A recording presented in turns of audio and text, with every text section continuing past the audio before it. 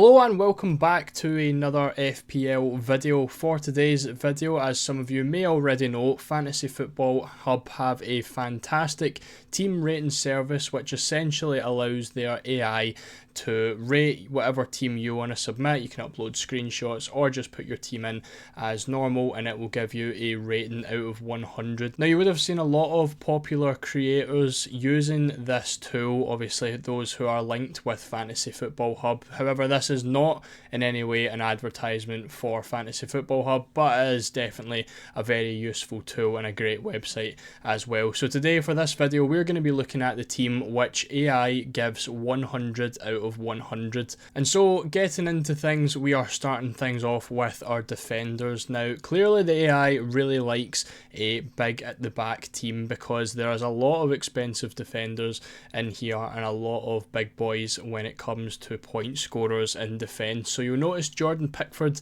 in here in goals, and he was one of the best goalkeepers for FPL last season. He comes in at 5 million this year, which I think is a pretty fair price, and I do think he could be a really nice goalkeeper. I think about a week ago the 100% rated team did have David Raya in here, which has now changed, been downgraded to Pickford, which I still think is a really nice option. Now looking at the three defenders, this is a 3-5-2 formation.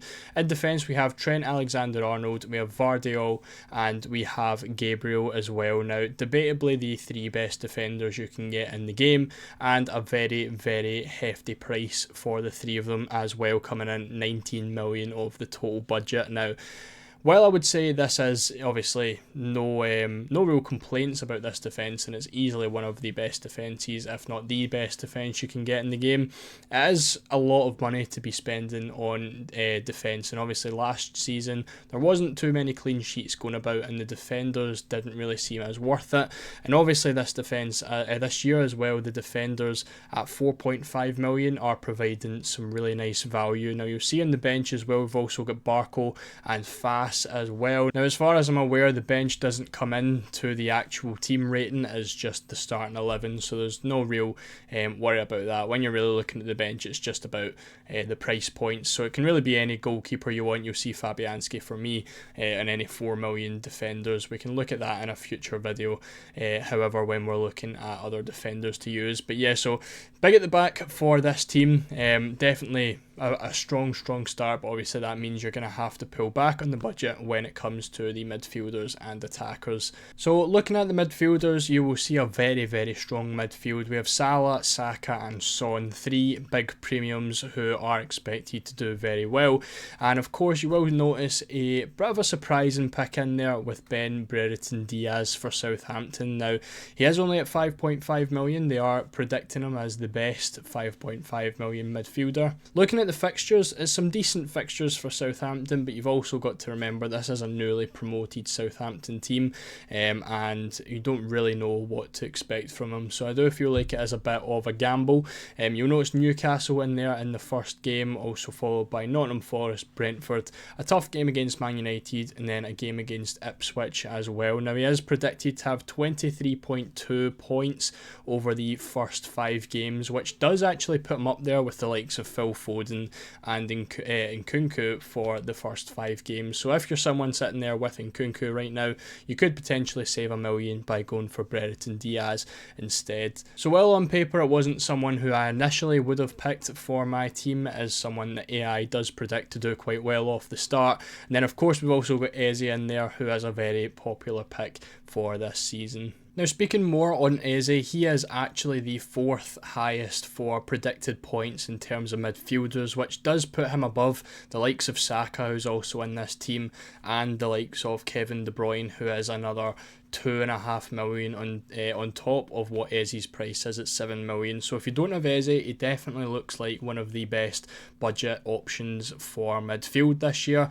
Obviously with Olise now missing for Crystal Palace, that could either make or break his season. He could easily become the talisman, the main source of attacking threats from Crystal Palace, or with no Olise there, it could be less support for him and he could kind of come down a little bit, come down a level from what he was at last season. Taking a look at Son as well, he is someone who is actually a bit of a differential with only 11% ownership so far, which In terms of actual definition for differential, it is just below a 10% ownership. So Son is just above that differential mark. But I think in terms of teams that I've been looking at and seeing within the FPL community, not too many people are picking Son up. And he does have some nice fixtures off the bat with Leicester newly promoted and Everton as well in game week 2.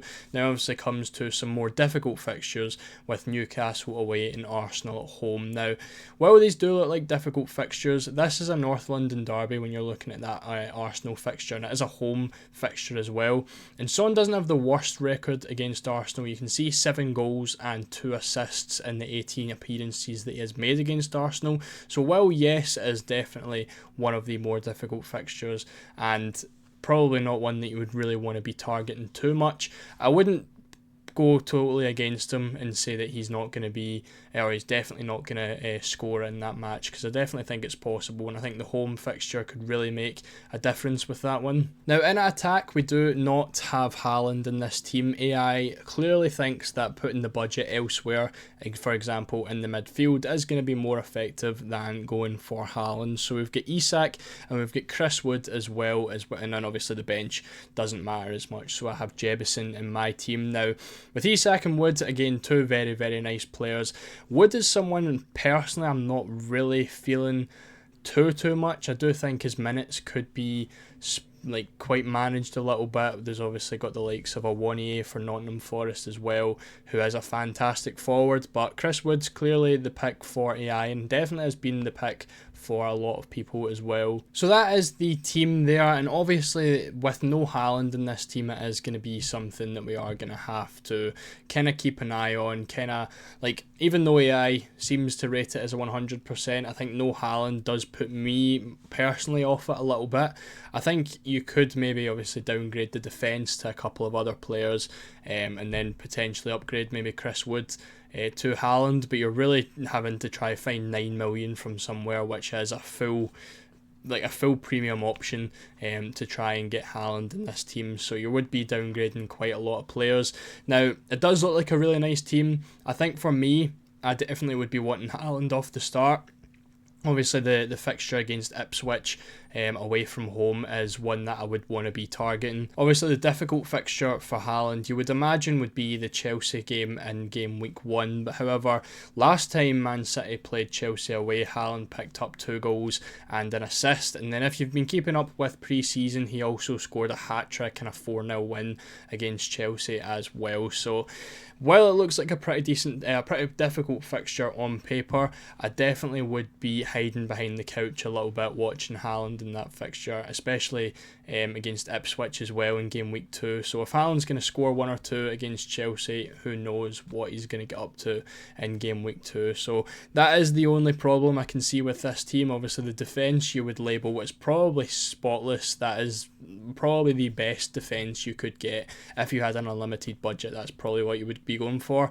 The midfield similar, obviously a bit of a road pick with Brereton Diaz in there, but the rest of it looks absolutely fantastic. And then obviously with the attack, really just missing out Haaland there, who I would be trying my best to get for the first couple of fixtures. So if you are a player that does like playing with the analytics, playing with predicted points and stuff like that, this is probably a team that you want to be trying to get to as close as possible. So let me know down in the comments if you will be doing similar to this, if you're going to go with Haaland, if you're not going to go with Haaland. Make sure to leave a like on the video, make sure to subscribe as well, and I'll see you all in the next one.